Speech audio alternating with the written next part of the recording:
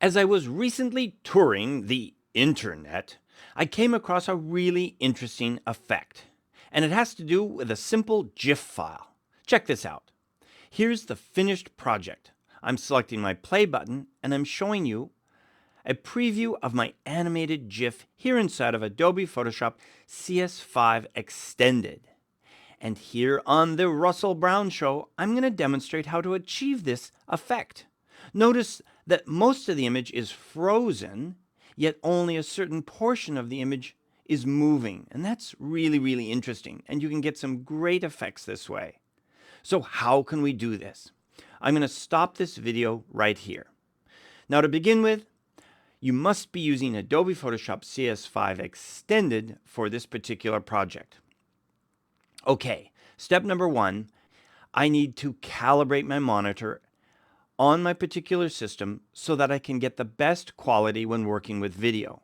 I calibrate that here on my monitor and I come up with a profile for my monitor.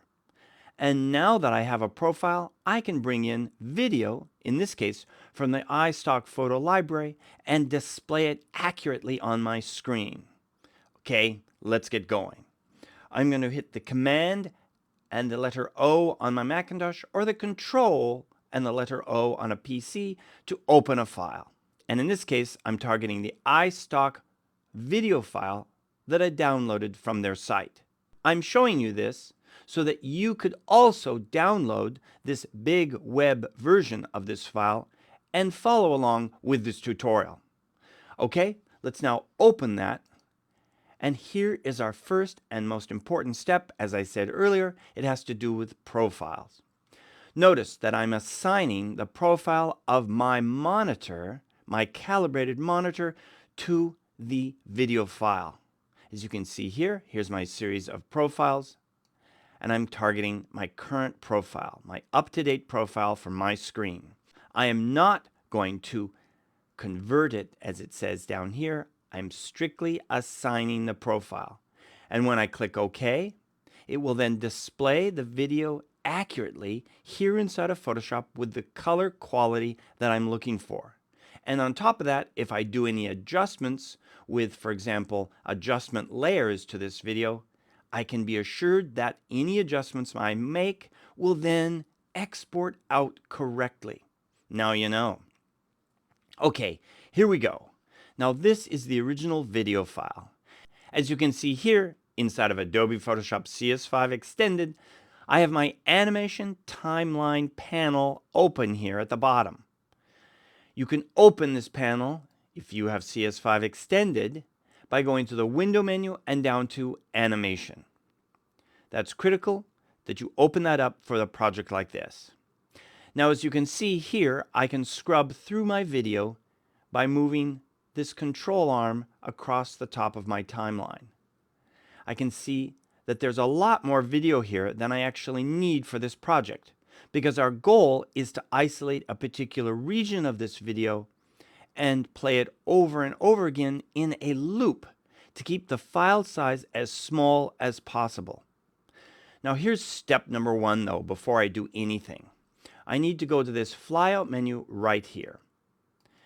Click on this, scroll down until you come to the Document Settings right here.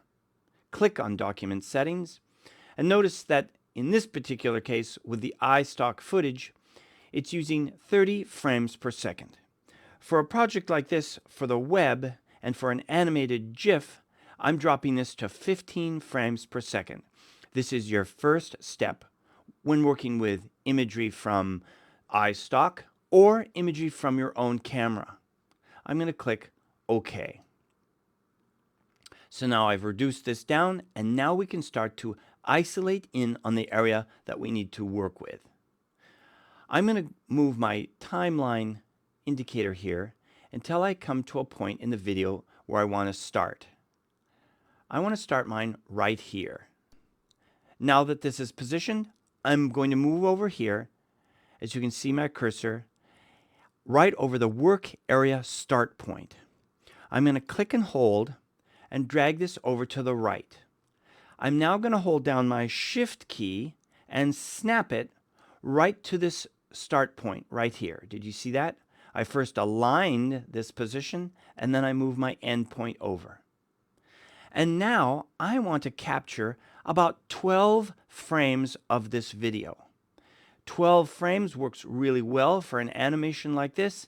And of course, the key to success is the fewest number of frames necessary to create your animation. To get just the number of animation frames I want, I'm moving down here to the base of my timeline animation panel and select next frame right here. And I'm going to click once, twice, 3, 4, 5, 6, 7, 8, 9, 10, 11, 12. Now that's pretty good. That gives me 12 frames in which to work with. I'm now going to grab the end point down here, the work area end point, click and hold, drag to the left, holding down my shift key, and snap once again. Now I've isolated a unique area here of all of these frames of this image. And if I select the play button, watch what happens. The play button will only play the frames inside of that selected region. Do you see that? Cool. That's the portion of this video that I'm going to use. So let's stop that. Next step, and follow carefully. The next step is to once again go to the flyout menu here, and we're now going to trim document duration to work area. Now the work area was defined by the two end points that we brought in on our video. And let's trim it. So now we've thrown away all of the extra video. If we hit the play button, you can see that we only have that portion we're looking for. Let's stop this by clicking on this button here at the base again. So now I want to go in and freeze my image. I want to freeze it on a particular frame. I'm going to scroll through these frames until I find a frame of the woman's face that I like. And I like this frame right here. I'm going to go to my select menu and select all. Then from my edit menu, I'm going to copy merged. And then again from the edit menu, I'm going to paste. So I'm pasting a frozen frame right here on top. This is my master frame, and then my animation will be added to this frozen frame. So now let's go in and isolate those areas that we want to freeze. The best way I found to do this is with the Quick Mask tool. Here I'm going to select the Q key on my keyboard, the letter Q. You can also access it down here on your panel of tools, right here. In the Q key mode, if I select my paintbrush as you see here, and I'm painting with black as you see here, and I go up here to my options bar and notice that I have a 25 pixel brush with a hardness of about 68. As I go in and I paint over the surface, this will be the areas that I'm going to freeze. I want these areas to not move. So I'm going to go in and paint them like this. I don't want her ear to move, and I don't want her shoulders to move or her body. I only want the hair to be in motion. Now, as you can see as I'm doing this, you can start to pre-plan your projects. And if you're going to photograph a model in movement, you want to make sure that their face did not move. And as you can see in this case, you brought in the blowing fan to just make those areas of your image that you want to move flow in the wind, and those areas you don't want to move, try and keep them as still as possible. In this case, I happened to be lucky, and I found this particular video on the iStock library. Now notice these are the areas that I want to be flowing, the areas that are not covered with the red frisket of my Quick Mask. I'm now going to go in and cover up my fan because I don't want my fan to be in motion as well. Notice that I'm covering the entire area, and I can add a little bit of the extra around it. I don't want that to move. This looks pretty good. Now I'm going to select my Q key on my keyboard or select this icon at the base here. And now I have a selection. It's a great way to make a quick selection with that paintbrush-like technique. Now let's turn off our video layer so we can see what's happening.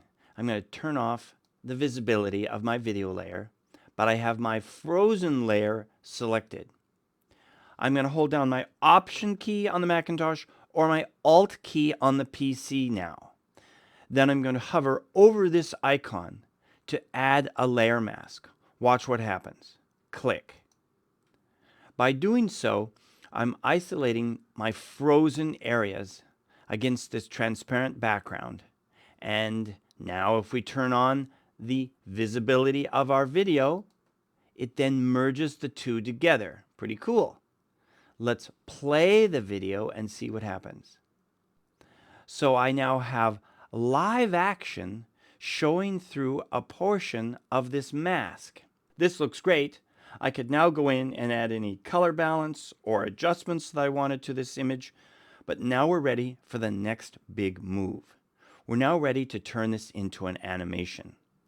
To do that, watch very carefully because these next steps are critical.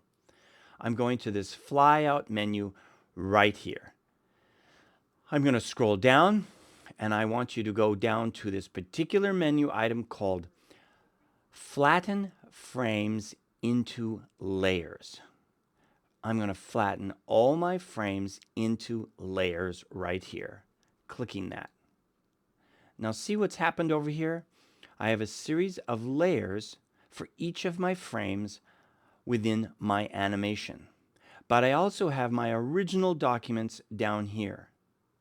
I'm going to throw away my original documents and be left with just the animation sequence. It's a pretty cool technique. It's converted my video into unique frames for each of the positions of the animation.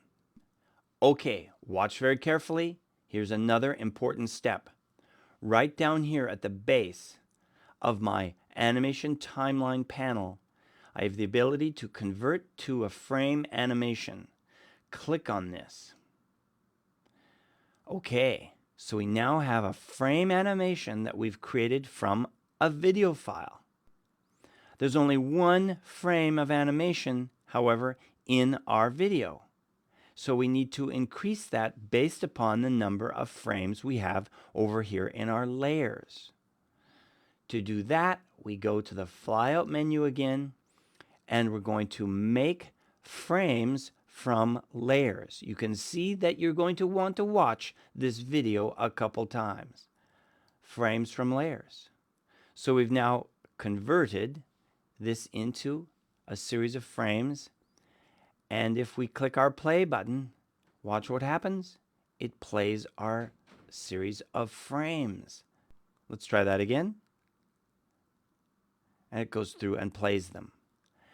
I notice down here that each one of the frames has a particular amount of time that is applied to that frame.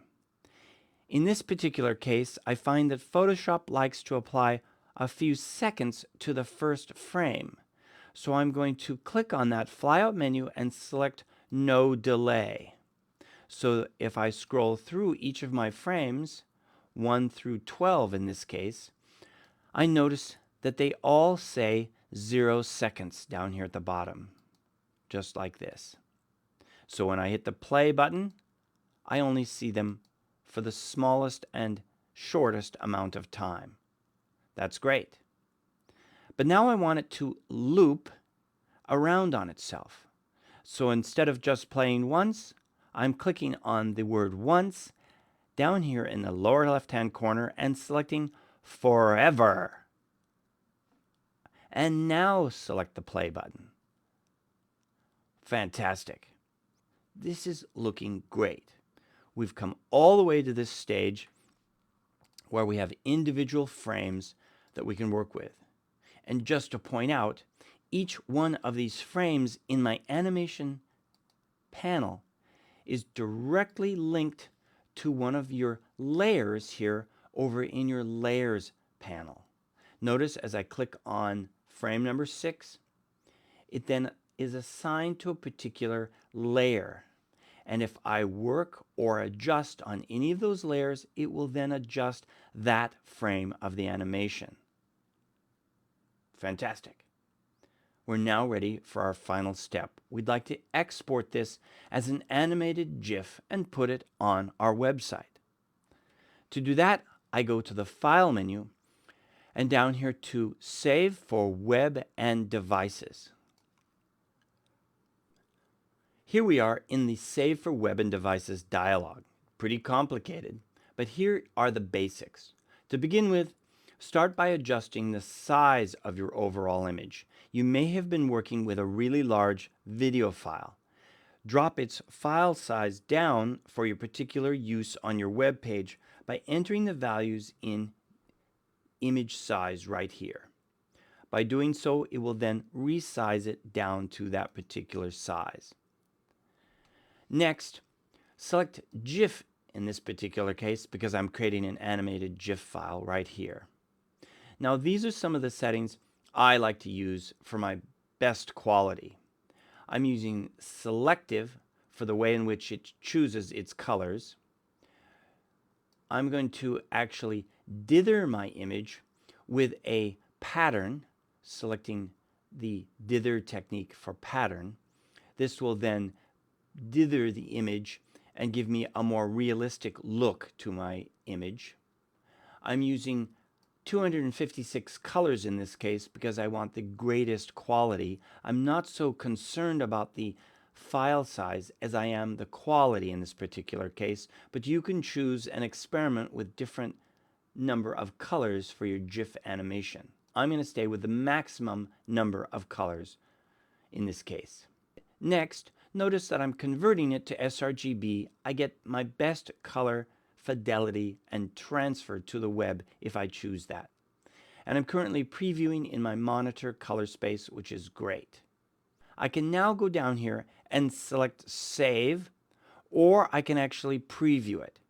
Let's go ahead and preview this by selecting the Preview button. It will now build the animated GIF and then display it here, as you can see, as a preview inside of my current default browser. Cool. So there's my finished result. I can close this down, go back here, and I can actually select Save. I can select to save the images, or I can select to save the images in combination with an HTML file. There you go.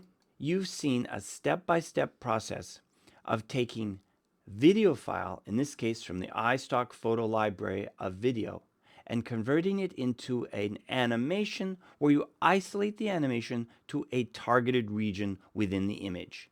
Give it a try.